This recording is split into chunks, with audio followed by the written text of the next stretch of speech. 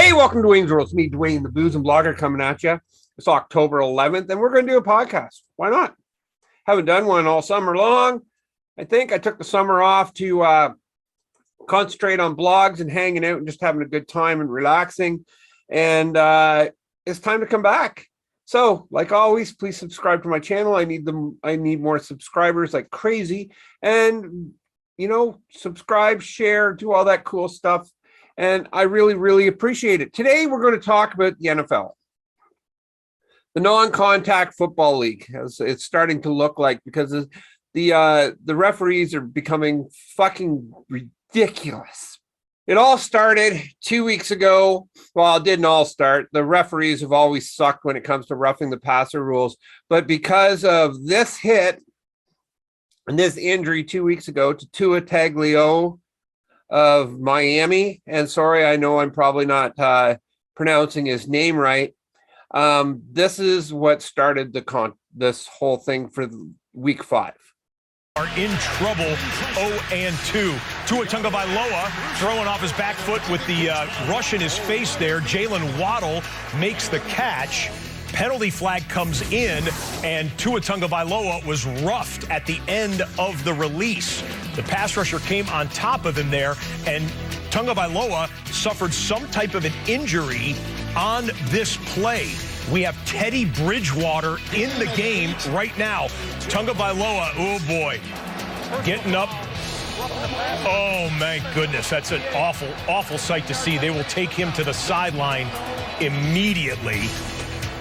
Oof. Okay, Tagovailoa, in fact, going up the tunnel into the locker room. Okay, so I think the hit was legal. Maybe it was after the whistle. Maybe it was a late hit. But doing this to a quarterback, I don't think should be considered roughing the passer. Like, I mean, the linemen do it to each other every game, and as do the wide receivers and tight ends when they're kicking out from the line on a play. So I don't think that was really roughing the passer, but look what happened to him when he hit his head, right? He hits his head on the ground and he gets up and he's wobbly, and you can fucking tell he has a concussion. There's no fucking doubt in anybody's mind. You have to be a dummy or blind to not know that he's hurt and he's going to be out for a bit. But amazingly, he goes through concussion protocol, and he makes it back to the end of the game. They win the game. All is good, right? No, it's not. He should have never been allowed to go back into that game. There is no fucking way he didn't have a concussion. And now Miami is going to be hurting because, we don't know how long it's going to be, because they allowed him to finish that game, and then he started the next game, and look at what happens here. His ability to make adjustments at halftime. To a rolling left with the grain, and down he goes. Slung down in his own 48-yard line. Josh Tupu. And, Well, we saw last week, and he went down, he got up, was wobbly. The training staff comes out. And, of course, the last thing the Dolphins wanted to see. I mean, last week it looked for all the world. Everybody thought head injury, concussion, passed the protocol, came back second half, led him to a victory. And Al Tupo slams him to the ground. I mean, you're thinking about the back, the ankle, but he gets thrown to the ground. Again, wrenching that back, which was the issue last week. Yep. So they work on him. We'll step away for a moment. That's right. He got hit again and banged his head, and now he's out for who knows how long. They brought out concussion protocols to help eliminate concussions or to help deal with concussions, and it didn't work in this instance because there's no fucking way he should have been playing in this game. And if he hadn't been playing in this game, he might be ready to go in another, for week 6. He might have been. Now, who knows when he's going to be able to go again, because symptoms of a concussion can last who knows how long. And it's worse because he suffered another concussion on top of the one that he already had. So nobody's fault here except Miami's for not benching him, or Tua's for being so eager to play. And I get it, Tua. I absolutely get it. He's finally having the season that he deserves. He's a good quarterback. He's finally got everything coming together, and he didn't want to miss time and stuff. But now you're fucked. You're going to miss more time. That's just the way life is. I know what it's like. It's a pain in the ass. Sure, I wasn't a pro at anything, but I took a concussion in the first period of a hockey game, taking a knee to the head. And I stayed in nets, and third period, I took a wicked slap shot to the face, and I was out. And I was out for, God, I think I was puking for 2 weeks anyways. And that's just stubbornness and wanting to play. And Tua, I get it. And it's nice because too many people have these little fucking injuries that put them out. You know, their foot hurts, or their turf toe, or fucking hangnail, or whatever in the fuck is wrong with them. So it's nice. It's nice to see a quarterback who stands up and is tough, but you got to draw the line somewhere too, right? Concussions aren't something to fuck with, and Tua fucked with it. And I really do feel bad for the guy because he just wanted to go in and keep playing and keep his stats going. And like I said, he's finally having a good year. I hate fucking Miami, by the way. I always have. I've hated them since 1985 when they ruined the Chicago Bears undefeated season in the last week of the season. But we're not going to talk about that today.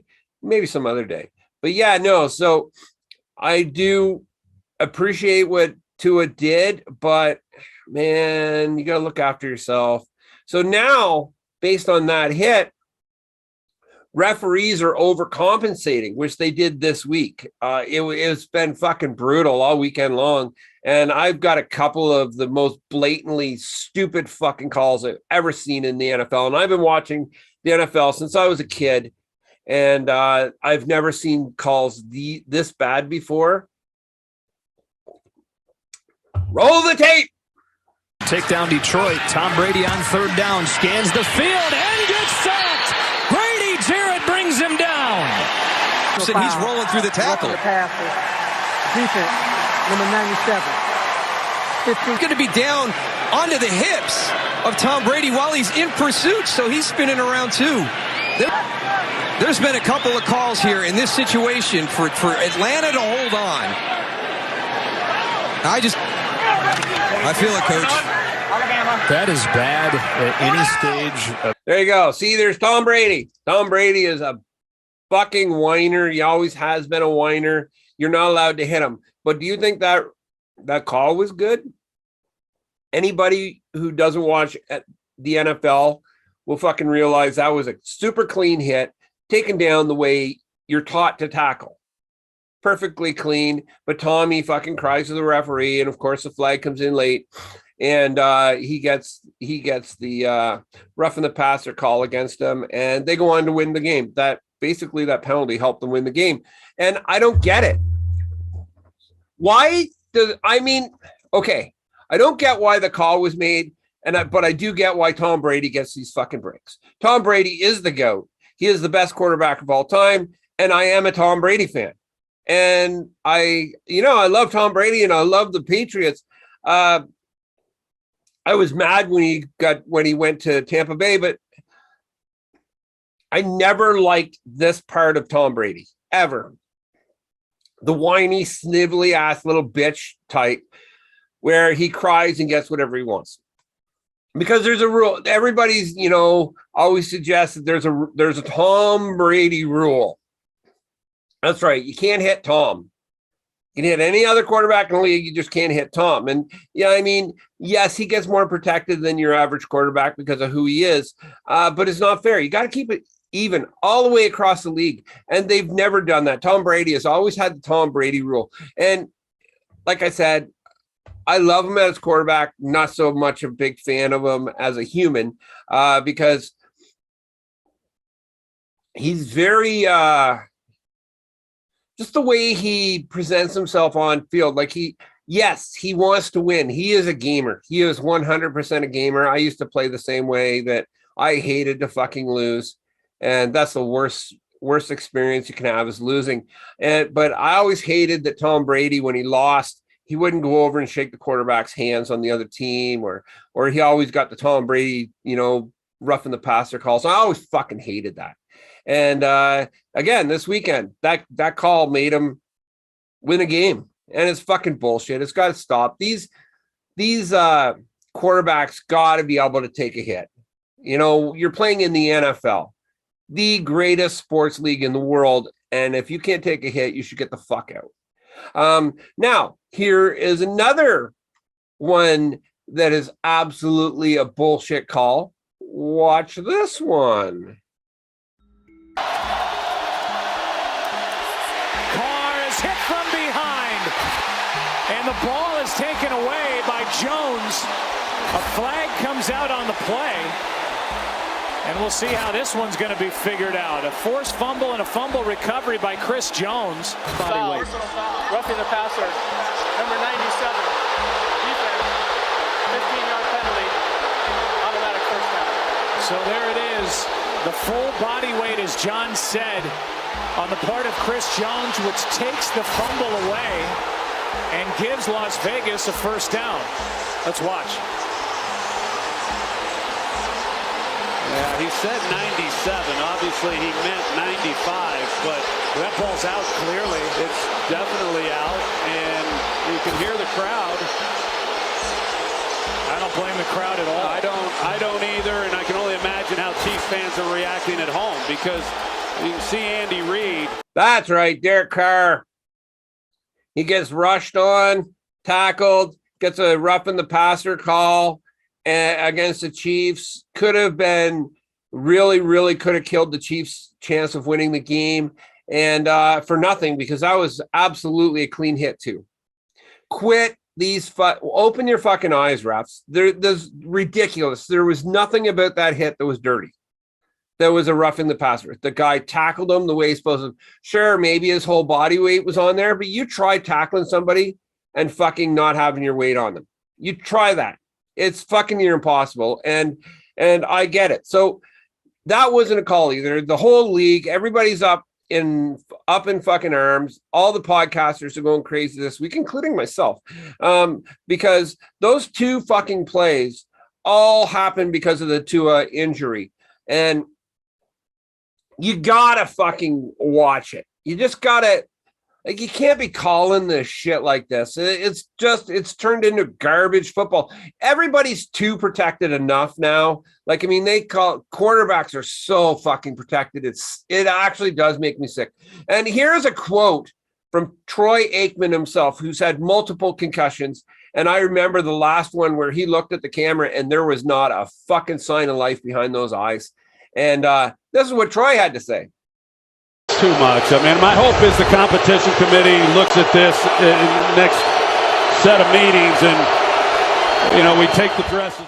That's right, folks. Troy said, time to get out of your dresses and play football. Basically, that's what he said. And he got eaten alive by all the woke people on Twitter who have absolutely probably no clue about football. And they got whining because he used that reference, because you know what? He's old. And I agree with him 100%. Take your fucking skirts off, Sally, and fucking play the game. That's what we got to do. It's football, for fuck's sake. And all these woke assholes are crying about the words that Troy Aikman used. Don't get your fucking panties in a bunch, fucking whiners. Shut your fucking mouths and just live. Like, I mean, this is what the world has become. Just a world of whiny little bitches. And you know what? I know more women that aren't whiny bitches than are men. Like, it's fucking sickening. Absolutely sickening. But Troy got it absolutely right. Unfortunately, Troy's going to have to fucking apologize. I am absolutely sure of that. And I don't think there's anything wrong with what he said. You may disagree with me. I really don't give a fuck if you disagree with me or not. But I am totally in Troy Aikman's corner. I never even liked Troy Aikman as quarterback, but I am totally in his corner because he said what needed to fucking be said. And it's time. It is really fucking time that the referees have to be looked at and held responsible for these bullshit calls that they make in the NFL. Like, you're playing football. Football is a dangerous sport. You know you're going to get hit. You know there's a chance you could get hurt or die. But you sign on to play it. Okay? Let's not turn it into fucking flag football or two-hand touch, because that's where it's going. It really fucking is. It's just there's so many stupid rules in football too that they gotta get rid of. Like, I mean, football has become so watered down and boring. Well, no, sorry, not boring, because this season has been pretty fucking amazing. It really has. Like, the Giants are 3-1 or 4-1, and the Jets are, I think, 2-3 or 3-2 or some fucking thing. And the Jets and Giants are always awful, but no, all the teams seem to be closer together now, and that makes for fantastic football. But the referees really got to get their fucking heads out of their asses, because this stuff can't happen. These guys in the black and white stripes are the ones that are causing the wins and losses. Like, you can't let them play football. Just let them fucking play football. Maybe I read today, maybe you've got to be able to challenge and relook at roughing the passer calls. I think you got to be able to do that with pass interference calls, because there were some pass interference calls or lack of pass interference calls this weekend that were absolutely ridiculous as well. But that's another one of those rules. And we're going to get into some of the rules that really pissed me off next week. But I really wanted to talk about the concussion thing, and I really hope Tua is okay. And there was that Simpson, I think it was Simpson on the Lions. I still can't figure out what happened. He went to tackle a guy, didn't tackle him, and ended up leaving the field on in an ambulance, but he has full use of his extremities, so that's a good thing. Probably just a concussion. They took him out. You know, they did the right thing. Unfortunately, it was his first game, but you know, shit happens. Like I said, it's a really tough game to play. And I felt, I was so shocked, and I watched that play, and yeah, it was awful. Like, I mean, the silence in the crowd and the ambulance on the field, but like I said, luckily he's okay. He's got all the things in all the movement in his extremities, so he's not paralyzed. Probably has a concussion, which is good. I mean, having a concussion isn't good, but I mean, it's better than, you know, losing fucking use of your body. Like, really. Anyway, this is Duane the BoozinBlogger coming at you with a podcast for October 11th. Take care of yourselves. If you get a chance, watch the NFL. It's really good, except for the watered down bullshit pieces that we've talked about today. Subscribe, share, you know, get me more views, get me more subscribers. And remember the most important part in life, folks. You know what it is? Do you? Do you? Do you really? Do you? Yeah? Yeah? Don't be a fucking asshole! DuanesWorld.